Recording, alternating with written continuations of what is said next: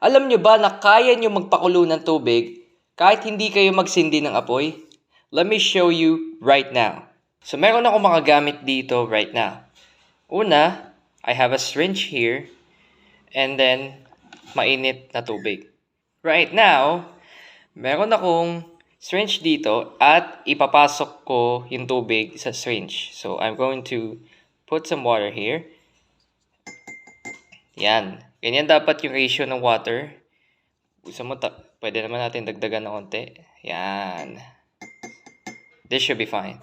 And now, I have a piece of plastic here. Ilalagay ko siya sa tip. And I will use my thumb as a guide so that the air won't be, para hindi pumasok yung air.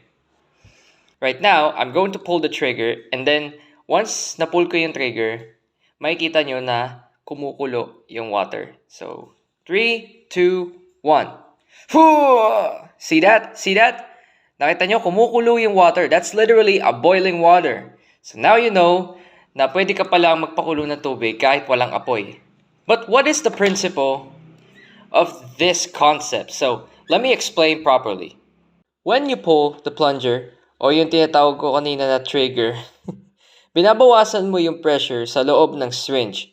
Kapag bumababa ang pressure, mas madaling makatakas yung water molecules as vapor. Kaya biglang nagbo-boil yung tubig kahit walang dagdag na heat or apoy. But here's the important part. Yung molecules na unang lumabas o lumalabas ay yung pinakamabilis, pinakamainit, at may pinakamaraming kinetic energy. That simply means that thermal energy nila ang pinakamataas.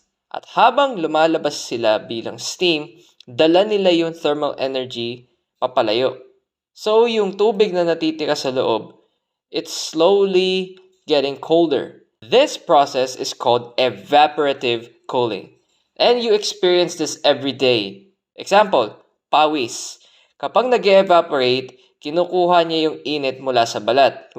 Kaya, lumalamig ka. This is the same principle as our experiment dun sa syringe. Pero, mas mabilis yung sa syringe because of the low pressure. Para gawing vapor ang tubig, it needs a lot of thermal energy. Yung energy na yon galing mismo sa tubig at hindi sa apoy or any source of heat. Kaya kahit konting water molecules lang ang nagiging steam, malaking heat loss na agad. To summarize, boiling doesn't always mean heating.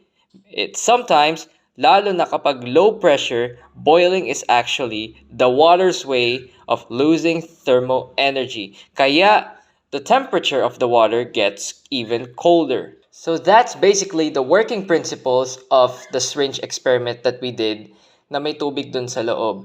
But I have a question, mga ka-future engineers. Yung liquid nitrogen, di ba parang kumukulo din yun? Do you think that's the same principle as our discussion today? Let me know in the comments down below.